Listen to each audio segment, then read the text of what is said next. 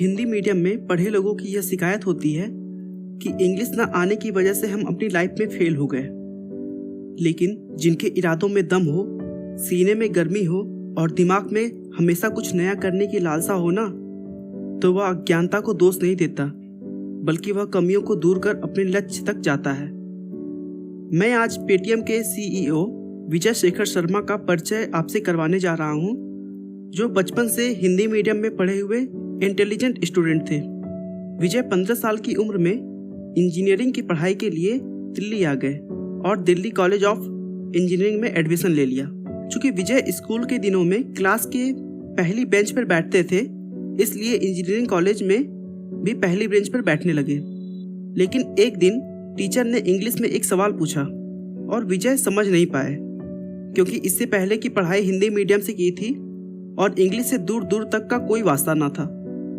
उस दिन विजय को काफ़ी शर्मिंदगी महसूस हुई और क्लासमेट ने भी उनका बहुत मजाक उड़ाया। इसके बाद से वह लास्ट बेंच पर बैठने लगे। कहते हैं कि आपकी कमजोरी कभी आपको फायदा भी पहुंचा सकती है। विजय ने क्लासेस छोड़ना स्टार्ट कर दिया और लाइब्रेरी में जाकर बैठने लगे। विजय ने लाइब्रेरी में बहुत सारी सक्सेस स्टोरीज पढ़ी। सक्सेस स्टोरी ने विजय को काफ़ी प्रभावित किया। स्टोरीज ने विजय की इंग्लिश को तो अच्छी कर ही दी और साथ ही साथ उनके सोच को भी बदल दिया। यही कारण है कि विजय ने खुद का बॉस बनने की सोच ली। उसके बाद कंप्यूटर लैब में जाकर विजय ने कोडिंग भी सीख लिया। इसी अनुभव से 1997 में अपने क्लासमेट हरिंदर के साथ मिलकर indiasite.net की डिजाइनिंग किया। इसके बाद वो दोनों कई छोटे छोटे प्रोजेक्ट पर भी काम करने लगे। ठीक 2 साल बाद एक अमेरिकी कंपनी ने $1 मिलियन में indiasite.net को खरीद लिया। 2001 में विजय ने अपने 2 दोस्तों के साथ मिलकर साउथ दिल्ली में एक छोटे से रूम को किराए पर लेकर प्रति दोस्त 5-5 लाख रुपए लगाकर 197 नाम से एक कंपनी बनाया, जो मोबाइल यूजर्स को मोबाइल कंटेंट जैसे न्यूज, SMS, रिंगटोन और जोक्स जैसी सेवाएं प्रदान करता था। पर 9/11 को हुए अमेरिका पर आतंकी हमले के कारण 197 का बिजनेस काफी स्लो हो गया और जल्द ही कंपनी का फंड भी खत्म हो गया। इससे निराश पार्टनर भी भाग खड़े हुए।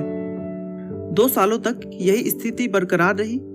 2003-4 के संघर्ष के दिनों में विजय दूसरी कई जॉब्स करके अपनी कंपनी को जिंदा रखने की कोशिश कर रहे थे। अपने स्टाफ कर्मचारियों को सैलरी विजय ने दोस्तों रिश्तेदारों से 24% की सालाना ब्याज दर पर पैसा लोन लेकर किया। 2004 में विजय की डूबती नैया को पीयूष अग्रवाल का सहारा मिला। उन्होंने विजय की कंपनी में 8 लाख रुपए का इन्वेस्टमेंट किया और 40% शेयर खरीदे। कैश फ्लो में सुधार होने के बाद कंपनी प्रोग्रेस की पटरी पर उतरने लगी। विजय ने गौर किया कि स्मार्टफोन का उपयोग बड़ी तेजी से बढ़ा है, तो क्यों न इससे जुड़ा कुछ ऐसा किया जाए जिससे लोगों की समस्याओं का निदान हो। इसी सोच के साथ विजय ने 197 कम्युनिकेशन लिमिटेड के ही अंतर्गत paytm.com नाम की वेबसाइट खोली और ऑनलाइन मोबाइल रिचार्ज सुविधा शुरू की। बाजार में कई अन्य वेबसाइट भी थी जो कि मोबाइल रिचार्ज की सुविधा देती थी, पर पेटीएम का सिस्टम उनकी तुलना में बहुत ही सरल था।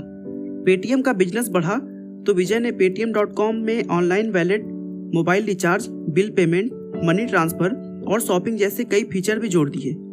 विजय को उनके प्रयासों और संघर्षों का फल मिला और आज पेटीएम भारत का सबसे बड़ा मोबाइल पेमेंट और ई-कॉमर्स प्लेटफॉर्म बन चुका है।